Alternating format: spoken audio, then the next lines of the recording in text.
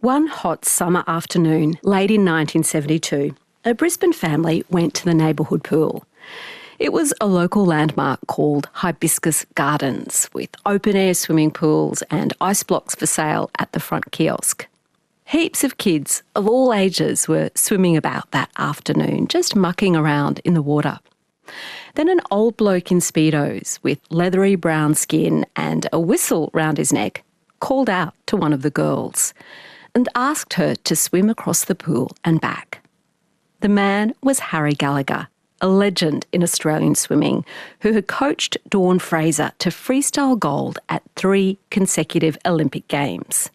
And the 10-year-old girl who swam across the pool and back for Harry was Lisa Curry.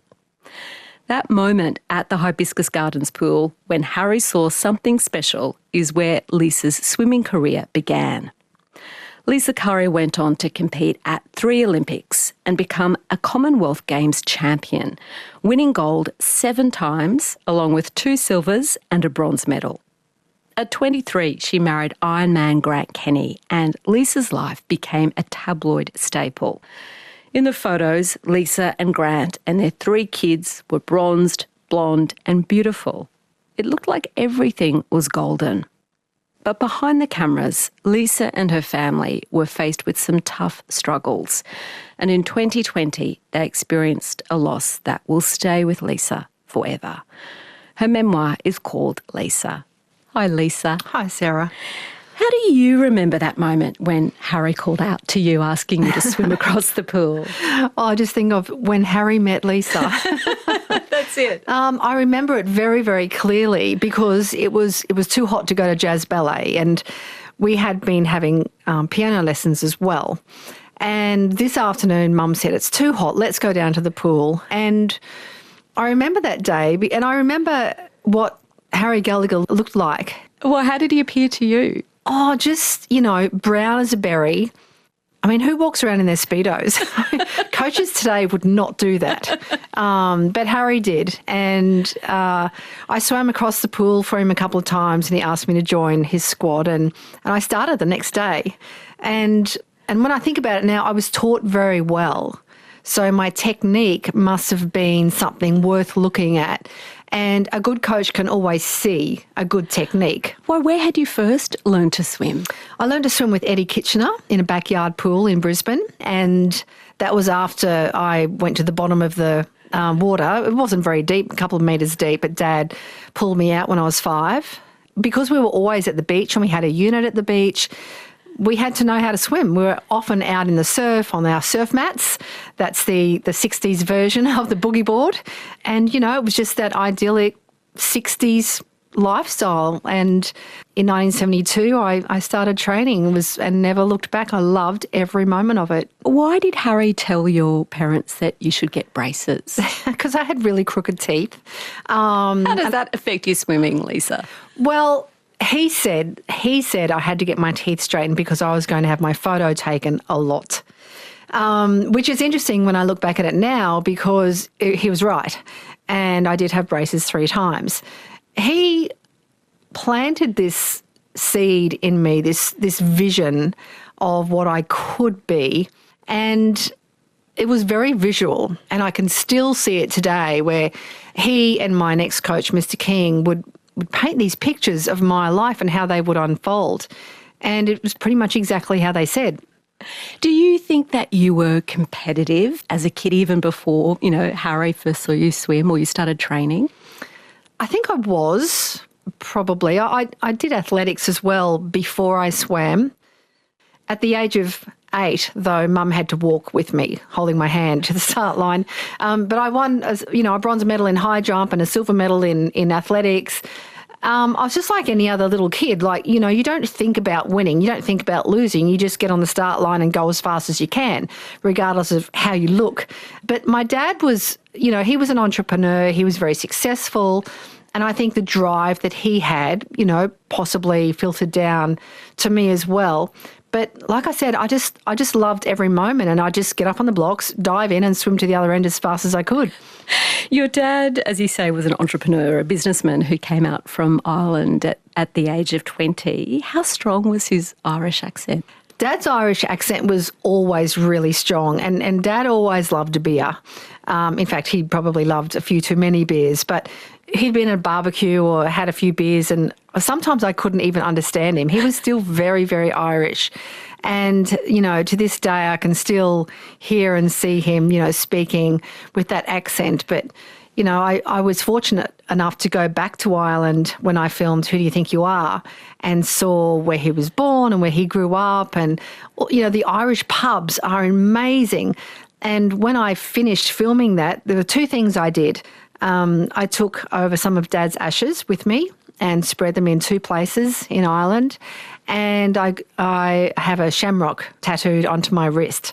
And then we went to an Irish pub, and there was a guy singing and a guy on a fiddle. And I went up, I squeezed my way through the crowd and got to the front. It was packed, it was so packed. And I said to the guy, I'm from Australia, and I've just spread my dad's ashes here in Ireland, and I just got a tattoo. I said, could you do me a really big favour and sing the happiest Irish song you can sing? And I kid you not, that fiddle went for 6 minutes, and the whole crowd was just having the best time. And that was from my dad, Roy Curry. It was pretty exciting. What was it like going to Pizza Hut with your dad when you were a little kid? Well, Pizza Hut was a big outing for us, and it was usually every Sunday night. And in those days, they didn't clear the tables before you sat down. So we'd walk in and sit down at a table, and Dad would go and start eating the leftovers from the people before. Never let a good pizza go to waste. Oh, that's right, that's right. So, I mean, you know, looking back at it, it's pretty foul, really. But you and your dad sound like you were pretty close when you were growing up. But how did you start to see him differently after talking to your mum about their relationship many years later? Yeah, it was a really difficult time. We remember it. I was only talking to my sister not too long ago about this, but we remember the times at home where there'd be a lot of arguments, a lot of yelling, screaming, things flying across the kitchen. You know, we witnessed all of that.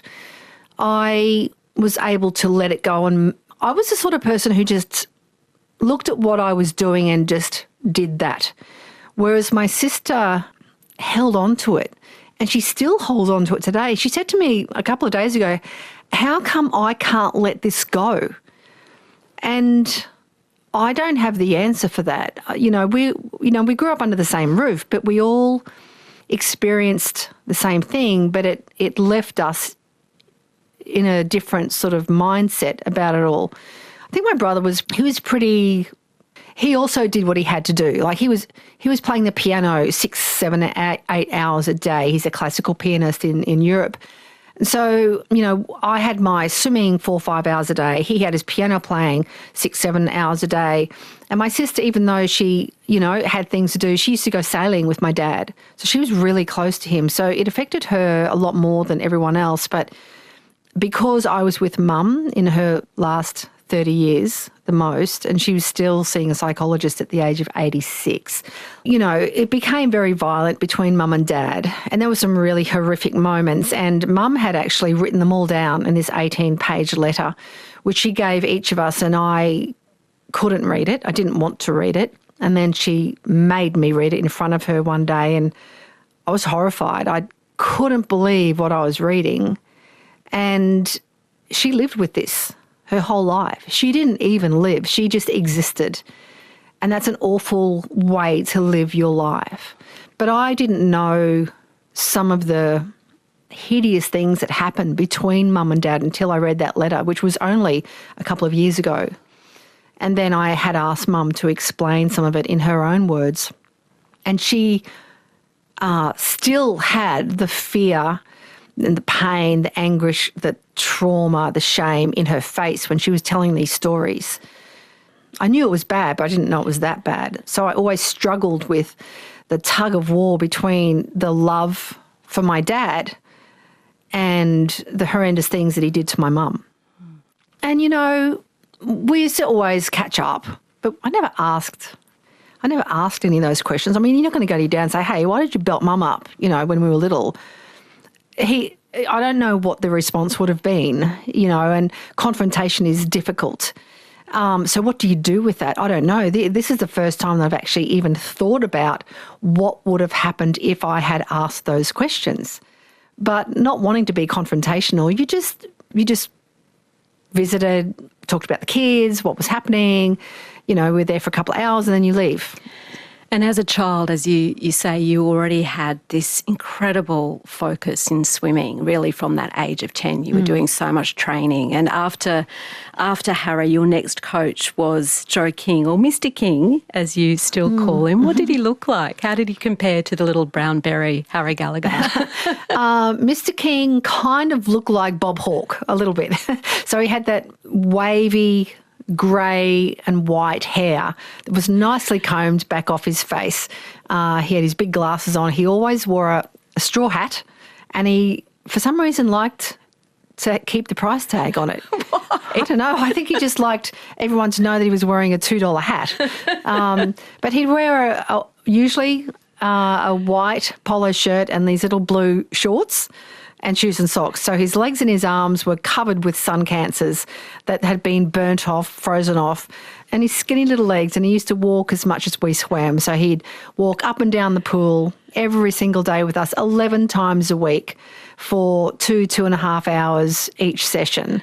And Mr. King was everybody's favourite coach. I think everyone calls him Mr. King, even to this day. And I think that shows the amount of respect that he held. What kind of manner did he have with you as a coach? He was very soft. A lot of people would remember Laurie Lawrence. So Mr. King was the opposite of that. He was not loud. He never yelled. He never screamed. He never got overly excited on the side of the pool. He would just have this big smile on his face and nod his head if he knew you'd done a great performance, and he was very quiet in his manner. What was it that inspired you about softly spoken smiling, Mr. King? Mr. King would often, after training, while we were waiting for Mum to pick us up to take us to school, we'd be in the sun, sitting eating our breakfast before we went to school, and he would pull me aside and he would tell me to close my eyes and just look up into the sun. Close my eyes, look into the sun, and visualise seeing myself winning my races, visualise seeing myself touching the wall first. So he was really big on goal setting and visualisation. But the best thing Mr. King had was the ability to inspire you just with words as well. So every Sunday morning after training, we would hand in our logbooks. So we would write all the training that we'd done that week, how much sleep we'd had, what vitamins we were taking, and add it all up at the end of the week, like how many kilometres we'd swum, hand it in to him so he could go over each person's logbook. Monday morning would come along and he would have written something in your logbook. And Mum said I used to shake with excitement to get my logbook back because of the things that he wrote to me. What sort of things would he say? Oh, look, he would say, you've had a great week this week, let's focus on this and that. Your destiny is to be great. Being number one is what you're all about. Focus on every small detail. Things like that. And if I read them now, I would say to myself, yep, that's what I need to do today. I need to focus on every detail. But his lessons were lifelong and everybody would say the same. He had a funny little sense of humour as well. He loved complimenting people, especially women. If he saw someone who looked nice walking down the street, he'd actually stop and tell them. He taught us how to, in everything that you do, there's a consequence.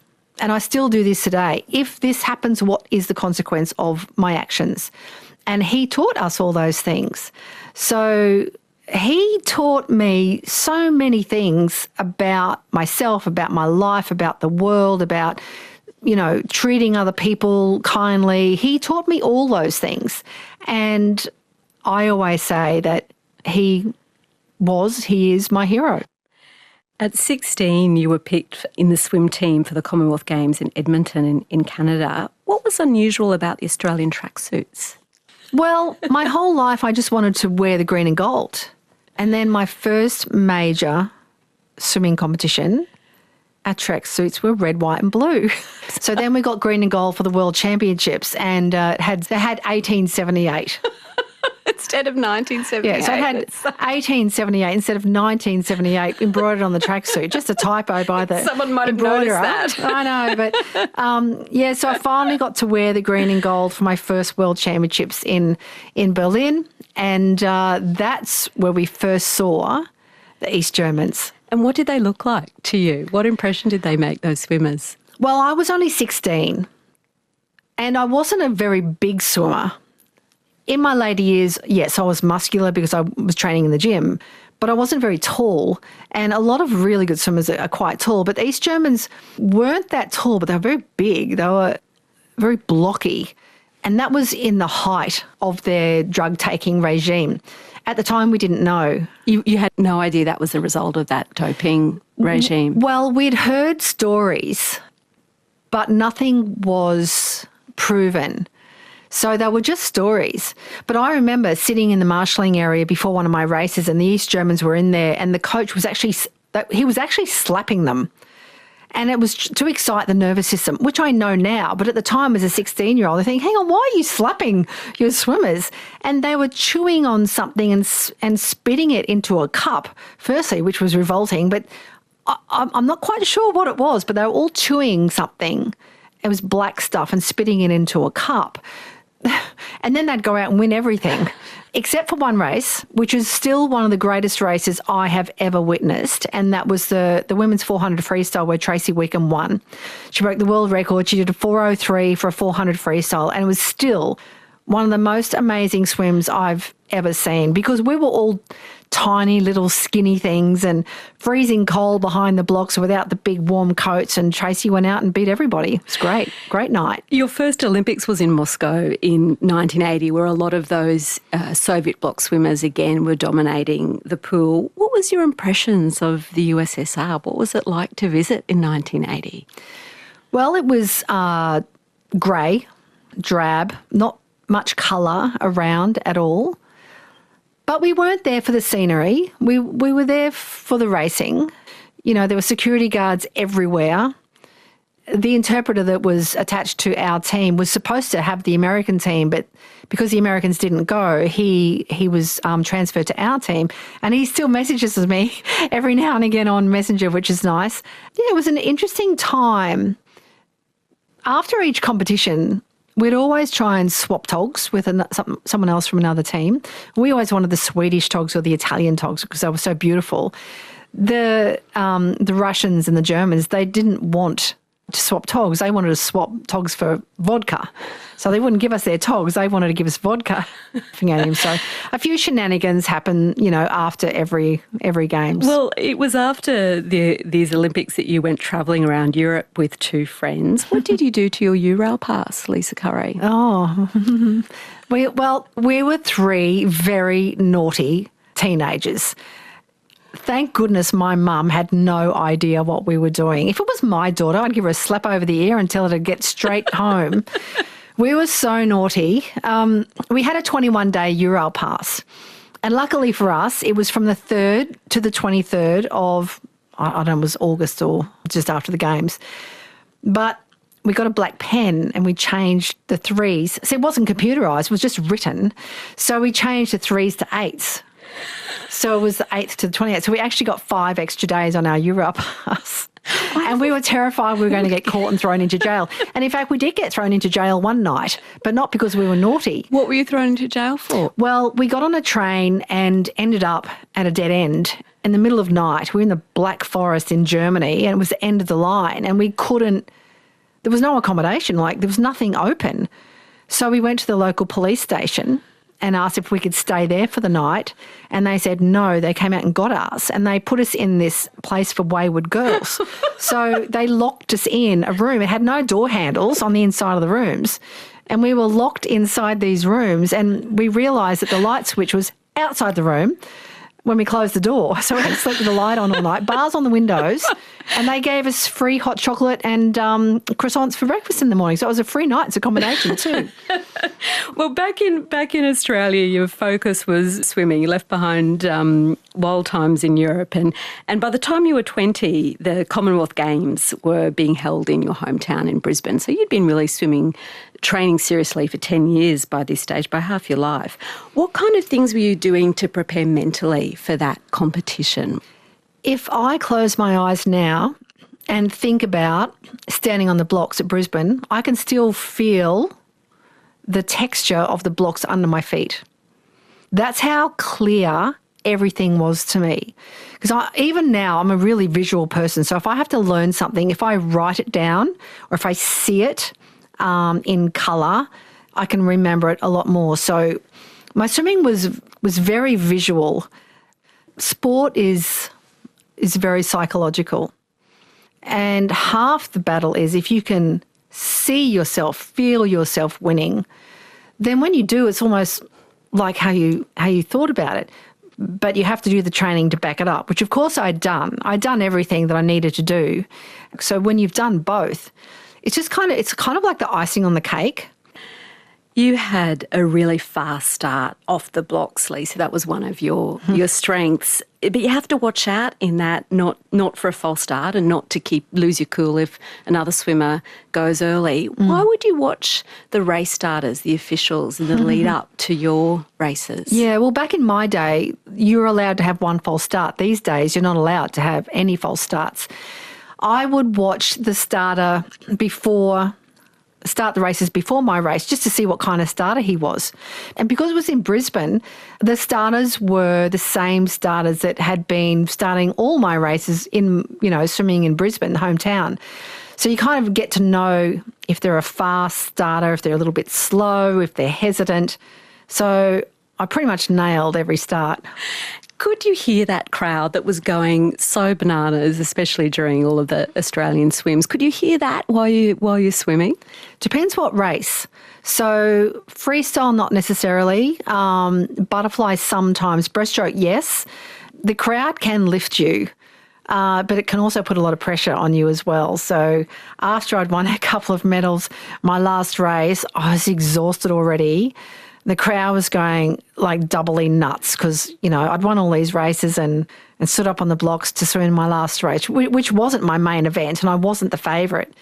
But somehow I had to swim really smartly. So you've got to be a smart athlete as well. You've got to know when to push yourself, when to hold back, when to go. And then once you decide it's time to go, you have to be able to accept the pain because if you go too early, you can mess up your race. So you've got to be really smart about it. But yes, you can hear the crowd at times. You were the big star of those games and there was a whole lot of activities and attention that came with that. You had lunch with the Queen and you met Princess Diana. What gift did you give Princess Di? I finished those games and I was so proud to be an Australian. I bought myself a pair of white plastic Australia-shaped earrings. I was really proud to wear them. I'm Aussie, just one, It was 1982. It was 1982. I had the bad haircut that went with it, so it was the whole package. So when I knew I was going to meet Princess Diana, I thought, I'm going to buy her the same earrings. And when I gave them to her, she said, "Oh, I've been looking for a pair of these everywhere." She is so polite. She's so kind. I'm sure they would have gone to her minder and straight into the bin, but, you never know. It was the thought that counted. But she was beautiful. How did you feel about all that attention back then? Did it turn your head a little? No, it was just part of my new life then. Not only did I meet the Queen and Princess Diana, I also met Grant Kenny. The last night of the swimming, said that was exciting as well because my friends and I, we used to eat Grant Kenny food when we were at school. This is Nutrigrain. Yes, yeah. So to meet Grant was like, that was exciting. He was famous too. So then because we'd met, we did meet on occasion after that and life became busy. It wasn't annoying. It wasn't anything like that. It was just busy and it was fun. I was invited to lots of different things and meeting all these people and getting to travel, and I had cars pick me up and take me. I was flying here, there and everywhere, still with bad haircuts and terrible fashion, mind you. You were still having to earn your keep, you know, finances were different for athletes back then. What job did the Queensland Tourism Corporation offer you? Selling Queensland travel. So here I was, Lisa Curry, the it girl of the Brisbane Commonwealth Games. Here I was sitting in a booth selling holidays, answering the phone, and the girl in the booth next to me had a poster of Grant up in her booth, and I looked over and I said, oh, I kissed him last night. But I knew my time was over there when I sold someone the wrong holiday. I gave them the wrong information or something, and then I gave them a false name because I told them the wrong thing. I didn't want to get in trouble. But then not long after that, I was promoted to head office. So that was pretty good. I was making $202 a week. You know, people these days would spend $200 on, you know, your hair or nails or eyelashes or something, but that's all I was making in a week. And it's a lot of plastic earrings back in 1982, Lisa. It was a lot of plastic earrings, yeah. But I didn't spend money on clothes or, obviously, if you saw my fashion back in those days. But yeah, $202 a week is pretty ordinary, isn't it? Podcast, broadcast, and online. This is Conversations with Sarah Kanowski. Hear more conversations anytime on the ABC Listen app or go to abc.net.au/conversations. Lisa, not too long after your and Grant's wedding, your first baby came along, Jaimi. How beautiful was she when she was born? Grant and I were young when we met. He was 19 and I was 20. And we got married. He was 22 and I was 23. His mum really didn't want us to get married. She thought we were too young.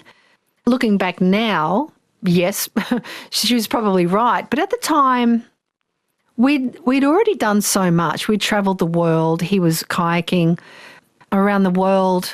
And a friend's father passed away. And we thought, gee, you know, life is short. Why don't we just get married anyway? So we did get married young, but also we wanted to be young parents. I always wanted to be a young mum. So at the age of 24, you know, Jaimi came along and it was just the best day. It really was. And 2 more kids followed and our little family on the Sunshine Coast and our little house that we built, and we were both working, both travelling around. Kids came with us whenever we were working, and yeah, life was good. You'd thought after getting married that was the end of swimming for you. What made you want to get back in the pool and compete again? Well, Grant was going to the LA Olympics and I thought, well, I can pay my own way and go and visit. But being on $202 a week didn't really add up to much. So you became an Olympic swimmer to get a free flight. Yeah, basically. Basically, you're right. I decided to train again because it would be easier to make the team and not have to pay for all the expenses and still be able to see Grant compete. So that's kind of the reason why I made a comeback in 84. What kind of shape were you in back then? Because you were now quite a bit older than some of those new swimmers. How was your physique? I was always lean. I was in good shape. You were in amazing shape. Those photos of you in a bikini in Barcelona, you look super powerful. That was different. So I was in different shape then than I was in my previous 2 Olympics because I was training in the gym 4 times a week. Completely different shape and different events as well. So where I was doing chin-ups with 20-kilo weights hanging around my waist, you know, my shape changed dramatically and I was really, really lean. Did you use your strength and your experience to intimidate some of those other swimmers, some of those younger, less experienced swimmers, do you think? I never tried to intimidate them. That's just not me. But I knew it was anyway, just because of how I looked. Because no one looked like me on the pool deck. No one saw what I was doing except my coaches. I was just this unit of a swimmer walking along, and I wore bikinis because I had an 8-pack, so if you got it, flaunt it. But I didn't try to intimidate people, but other people were intimidated by me. But, once again, other people may have been intimidated, but they went and won what I couldn't do, which was Olympic gold medal. Well, that's the thing, isn't it? In spite of the enormous amount of effort and that vision you had in your mind and all that encouragement, despite some very close races, you didn't get an Olympic gold. How do you come to terms with that? How do you make peace with not getting that one thing that you had really had your heart set on? Well, I know why I didn't get it. It's because I kept stopping having children. So, between each games, I would have another child. And of course, there's 9 months that's out, plus another 6 months to recover, get back, and then another couple of months to get back in shape. So between every Olympics, I kept having children. So if I didn't, I probably would have been faster. I probably would have stood on the dais. But you know what? I wouldn't change it for the world. I came home, had my kids, had my family, and as much as I wanted and as much as I just missed out on an Olympic medal in various races, I had more than that. Who beat you in a freestyle race in 2002 that finally convinced you to give up competing? I used to let the coach at the local pool have a few mornings sleep in, and I offered to help him out and coach the kids. And they were great, the kids. They were probably 14, 15 at the time. And Mel Schlanger was there. She ended up winning an Olympic gold medal in freestyle. Nick Darcy was there. He went to the Olympics for 200 butterfly. And my daughter, Jaimi, she was also swimming. And one day the little monkey got up and she beat me in a 25 freestyle. And that's when I decided to hang up my goggles and stop racing. I thought, if my kid can beat me, then it's time to stop. She was obviously a very talented swimmer. Why did Jaimi give up competing? Jaimi was a good swimmer. She had very big feet. She had size 10 feet. She wasn't very tall though, but she had beautiful technique. She came fourth in the 100 breaststroke at the National Age Championships only after 5 months training. She was a really good breaststroker and possibly could have made a team, but the kids at school bullied her. The kids at school called her names, said she looked like a boy, all these things, and she didn't like that. When she came fourth at the Nationals, she was in great shape. She looked like an athlete, and she just quit. Quit. Did you get that kind of teasing as a teenager when you were training? I did. Same thing when I walked into the pool, people would say, "Is that a boy or a girl?" Because, I had short hair. I wore the little toweling shorts and the Bonds T-shirts, and, kids can say nasty things, but I just sort of, I was able to shrug it off and keep going. It didn't bother me too much. It annoyed me, but it didn't bother me. But you've got to be careful these days. Kids are very, very sensitive. They're very fragile. And I just wish that kids in schools could be kind to each other instead of being nasty. You still hear it today. But, I know from the trolls online, even adults, even grandparents are nasty online. Like, they're just nasty. So, of course, probably their kids are, and probably their kids are. If they hear that coming down the line, they still think it's okay, and it's not. How did you and Grant first become aware that Jaimi was struggling with eating and diet? How old was she when you started to see that? Jaimi was about probably 16, and because she'd quit swimming, we wanted her to keep active in some way. And because we were both paddling outrigger canoes, we thought that, that'd be a fun thing for her to do. It's a team sport. There's no pressure. And the coach at the time was weighing the kids. And they were 15, they were 16. Why would you weigh a 15-year-old for a sport that's not even, an elite sport? Why would you do that? And she would come home and she'd be crying and she'd saying, "Oh, I've put on 200 grams. It's like, what? What are you talking about? And then she would she would eat a lot of food for dinner, like abnormal amounts of food for dinner.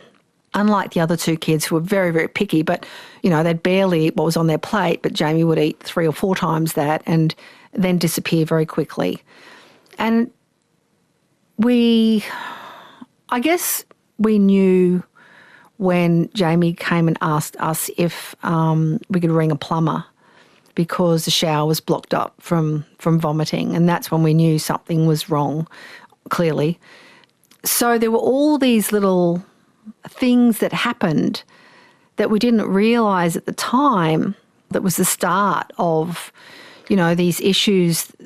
And I think if we can recognise the red flags now for our children, and I know for a fact that I have a friend who developed a residential eating disorder facility on the Sunshine Coast, and he has parents who call him and say their 7-year-old has stopped eating because they want to be thin. I sit there and I shake my head. I don't know what the answers are. I don't know how to fix this problem, but it's happening every day, all day. It is so hard to sit with someone at a table who has an eating disorder. It's so challenging to know how to handle it when they're not eating or when they're eating, crazy amounts. What would you do in those moments, Lisa? How would you handle it? We talked to the doctor once and he said to us, don't talk about the food because it's not about the food. And we'd say, well, bloody hell, what's it about then? Give us something. Give us something that we can do, something we can say. But we didn't really get much help from the medical system as to what was going on, what was happening, what to say, what to do. And you could only do your best and try and say, kitchen's closed, everything's being put away, but I want more. No, we've had dinner. No, but I want more. Why do you want more? I just want, it becomes World War III. So to keep the peace, sometimes you just go, well, just have another plate then. Once again, it's that constant confrontation about food and eating or not eating or, what's good or what's not to eat. It just ends up, in the end, it kind of does your head in because you don't know the answers. But what we do now know is that the not eating or overeating and binging starts to interfere with the brain and their thinking and being rational and logical. We know that now, but at the time we didn't know. And for many people with an eating disorder, that can slide into other forms of addiction, partly as a way to cope with the trauma of the eating disorder and, as you say, how that impacts the brain. How did that play out with Jaimi as the years went on and she was into her 20s? Yeah, it's an interesting story and one that I've only told a very small part of. Jaimi always wanted to write her own book and help others. And I'm fairly certain that she would have been a lot more open because it's her story, not mine. But the parts that I have told are the parts that I hope will help others.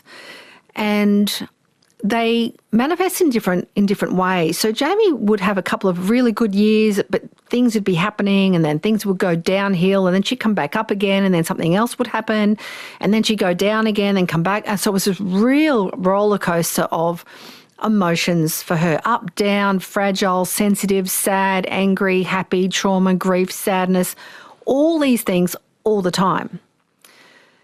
And then she wasn't really a drinker.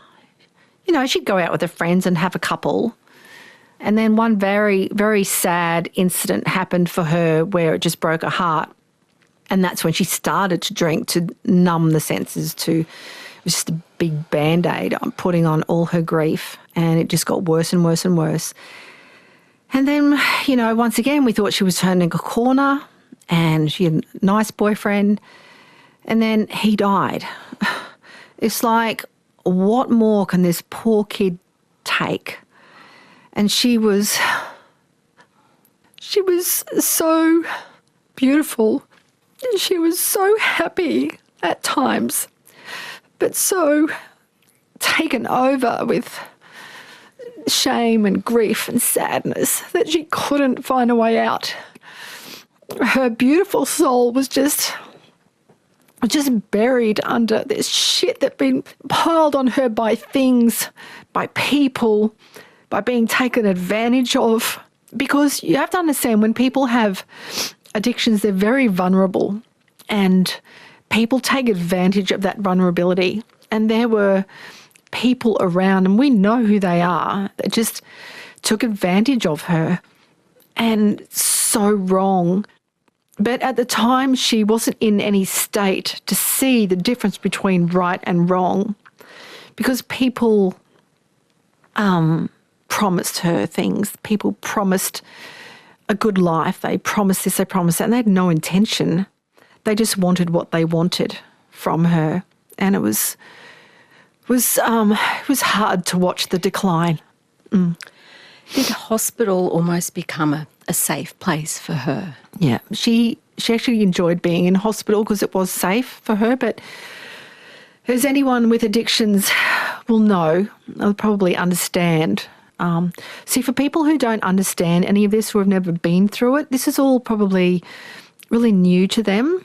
But for people who have had family members who have gone through this, they will know exactly what I'm saying here. But people with addictions, sometimes when they are admitted or admit themselves to a facility for a certain amount of time, it just gives them some breathing space. It gives them a week or two where they feel safe, where their body can regenerate just a little, so that they can go back out into the world and do what they do. You know, there were so many facilities where Jaimi could have gone, but she always felt like she was going to miss out on something. She's very social. She's very homely. She loved entertaining other people, styling a party, a birthday party, a baby shower, anything. She loved all that. And if she went away, she would miss all that. So it was just this long, hard road of ups and downs for so many years. And there were times when we thought, she's turning the corner. She really is. And then bang, straight back. Addiction is disgusting. It's hideous. And it just rips away people's lives, their souls. And I honestly believe that rehabilitation takes at least 9 to 12 months.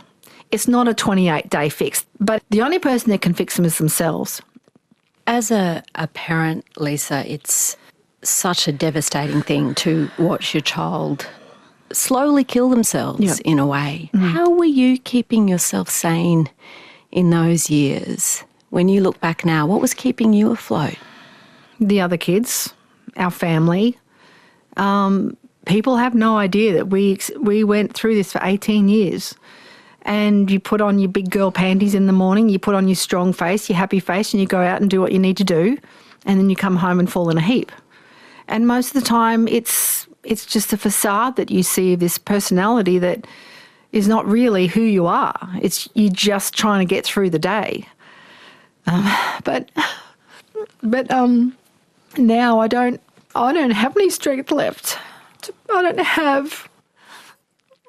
have a brave face to put on anymore, because your life changes. You know, when my mum died only a couple of months ago, and you know, it's when your parents die, it's an acceptance because they're in their 80s or 90s, and you can accept that. But it's different when it's your child that you gave birth to, that you did everything that you could to protect your child. It's different when it's a child, and it changes you. And I don't have that brave face anymore. And it's still so recent, really. Jaimi passed away in 2020, so it's still so new, this change, as you say, after 18 years of hoping that there'd be a change and then coming to this place. I think also it's common, you know, we've had a grief counsellor on the show recently who talked about how hard it can be for people that that almost holding on to that pain and that distress is a way of honouring the person that they love, and it almost feels really scary to let too much light in because that feels like you're being disloyal in some way. Does any of that chime for you? I can understand that. I completely understand that. People have said you've got to let it go and you've got to move on, but letting go feels like you're abandoning the grief, abandoning the sadness, and it's hard to do. 2 days ago, my friend rang me, and she was really good friends with Jaimi, and she's going overseas on a holiday to a place where she and Jaimi were planning on visiting together. And she rang me and she was quite upset, and she told me what she was doing, and she said, "Can I take some of Jaimi's ashes with me to spread?" And I haven't been able to look at those ashes for it's nearly 2 years coming up. I haven't even been able to look at them. But I liked the fact that she wanted to do that with Jaimi. So I got them out the other day, and I realised that the thought of doing something that you don't want to do is worse than actually doing it. And the thoughts that you have can eat away at you. And because I'm really visual, I've always been really visual, the images in my mind, always there. And that's really hard. It's really hard to live with. So Jaimi's off to Paris. And I was able to put some of the ashes around this beautiful tree that I have in our property with my mum's ashes.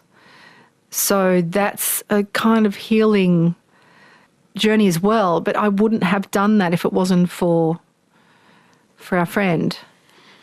I think it seems true that grief doesn't go away, but the rest of life can grow around it, you know, the way a tree grows around a piece of metal or a post, and it doesn't lessen that pain, but life keeps growing, like your garden keeps growing, and your other relationships and your other children and your grandchildren. And Well, my third grandson, his name is Kit James. So James is in honour of Jaimi, so that's nice.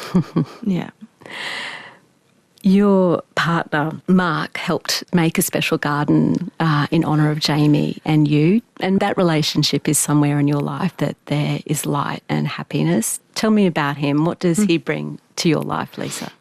If you were going to put two people together, you would not put us together on paper. Something clicked with us, and I think it's the love of the 60s and 70s.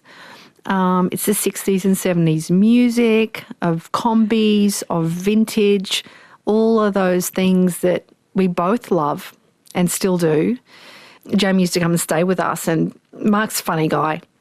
And he'd say something funny, and Jaimi would be almost wetting herself, laughing so much.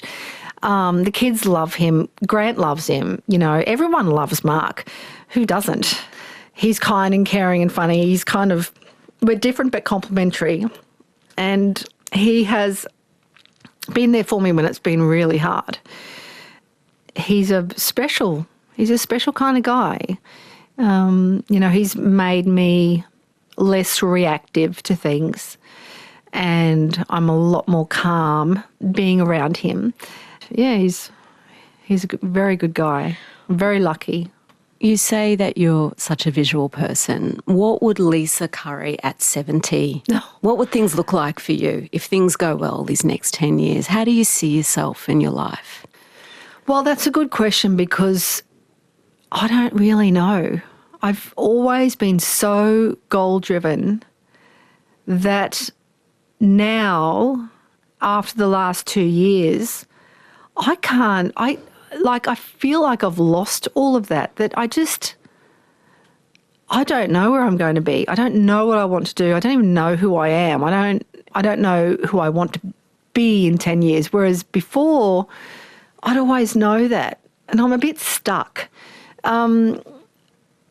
But what I want to do is get in a van with my husband and my puppy and just go.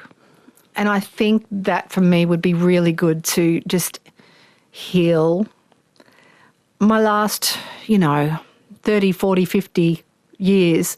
I've helped so many people. I was a coach, I was a personal trainer. I think now it's time to help myself. All the best with it, Lisa, and thank you so much for sharing your story on Conversations. Thanks, Sarah. For more like this, hit subscribe or check out the ABC Listen app for podcasts ad-free.